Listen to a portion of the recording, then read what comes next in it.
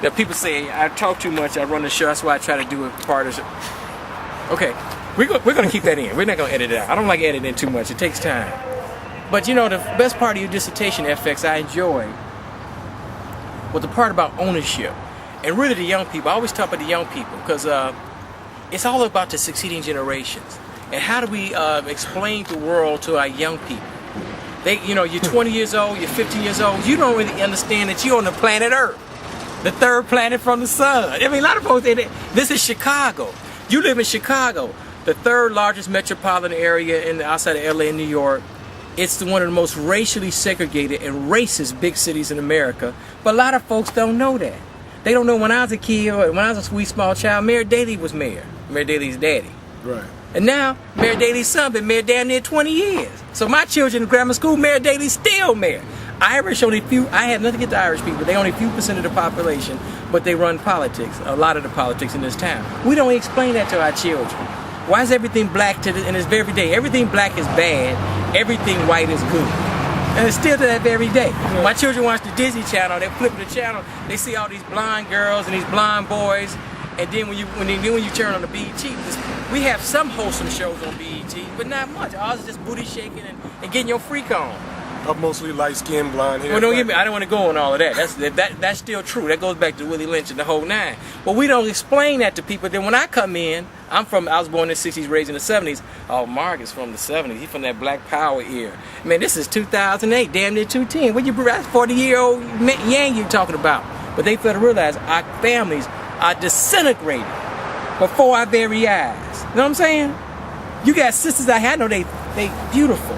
They 40, 50 years old, making 50, 100 grand, 150 grand. Nobody want them. I don't want them.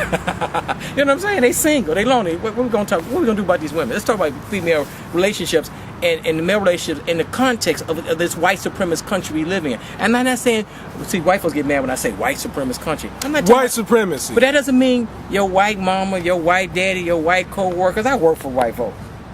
They good to me, real good to me. Things ain't changed. You know, on the job, let me tell you the story. That's how it is on the job. When things haven't changed since slavery. We've been free since 1865. That's about 40-something years, right? Actually, 19 when the voting rights. 48, 68. We've really been free since 68. Okay, fine. We've been on paper. But see, people see on the job, they see the TV show, they like, Mark, I see you. All the black folks say, oh, Mark, I see you on TV, man. Be careful, man. Master gonna see you, man. Master gonna see you, Mark. Be careful, Mark. So things have not really changed. We're free, but we're not free because we don't own shit. We're on autopilot fear. I talk too much. Listen, how we gonna mend this relationship? We're gonna do about all these sisters who are single, and they're gonna be single, and they sharing. They don't believe in monogamy, but they sharing their man. Well, come on. It's really what are the sisters going to do about themselves being in this situation? Number one, the first thing you have to understand is, like you mentioned, sisters who are relatively quote unquote successful. Yeah, right. Materially, materially successful. Right. Their own car, their own place, whatever. Yeah, none of that. The problem is that they take middle class values into their relationships. European middle class capitalistic values into a relationship. There's no room for capitalism. That's the first damn mistake. Now there's understanding that you want a mate, and the men want to mate like this, and women want to mate like this, that's productive, right, that produces. But when you just narrow your vision down to, he's got a car, he's got his own place, he's got nice shoes, whatever, then you're setting yourself up for failure. That's your fault.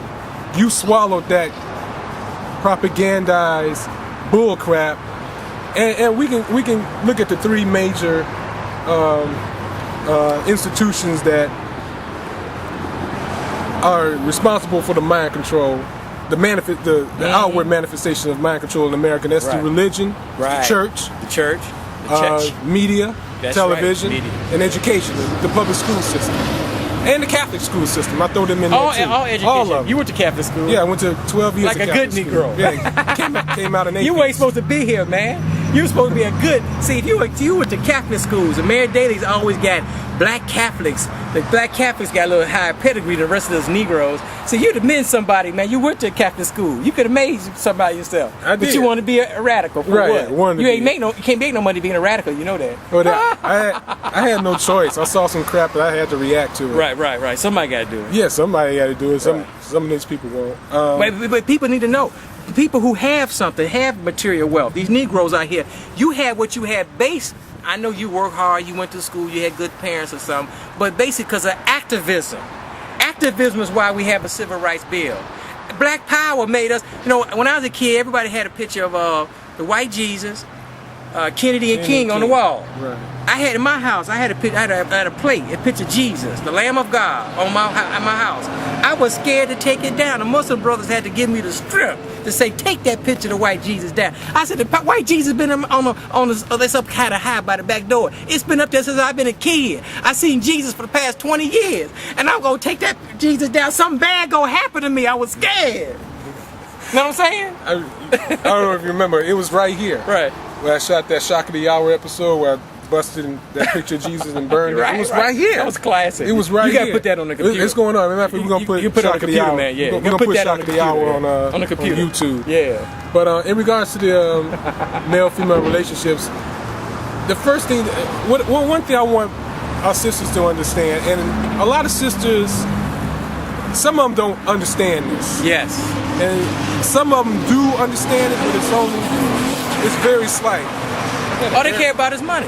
It's very slight. Money. Well, some of them, I'm even talking about the ones whose commitment to life or their orientation in life goes deeper than material. Okay, cool. But you have to understand, sisters, the situation that's going on with your brothers. Just understand why there's not a lot of black men out here. Why you say I gotta marry me a white boy? Why you got? I said it's fine, but why you gotta marry a white boy? Sisters keep complaining that there's not enough good men out here. You have to ask yourself why. There's a political and economic reason why that is. It's a deliberate effort, as well as a psychological reason, as well as a historical reason why that is. And you have to understand how you fit into that. Once you understand that, and once you research into that, and do it out of a love for yourself, a love for your children, a love for us brothers, and love for the brothers, then you won't have to go through this situation. You will understand a little bit better. You might make a better choice in mates in the future if you educate yourself about why black men are in the situation that they're in. Now, black men need to understand the assault that's going on against black women. That's right.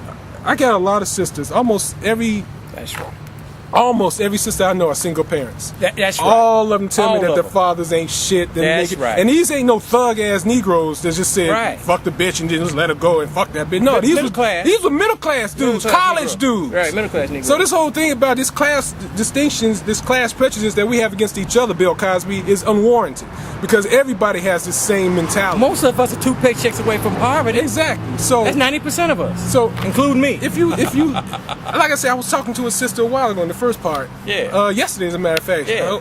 Her home is being foreclosed. Damn. She's not getting any help. There's a lot of sisters out here dealing with health issues. A lot of sisters out here dealing with crap on the job. Like you said, black women are basically the black community. Right. In the sense that they're raising the children, they're spending the money. And they're making the money. Right. They make it and spending it and got the children. Yeah. Just as black women need to accept some of the responsibility of how fucked up the hood is. Right. You do. Just like everybody knows we fucked up. And the mamas and the grandmamas. And the great-grandmamas. Your 30-year-old great-grandmother. Yeah. A lot of this falls on you all's lap, too. That's right. We know we fucked up. We in jail. But it takes two people to make a baby. None of y'all mother married. If y'all believe in that story. It takes 2 people. You laid down with the brother who's so no good. But when you uneducated, and when I say uneducated, you don't know. I don't mean in the sense of you didn't go to some public school. You just didn't know.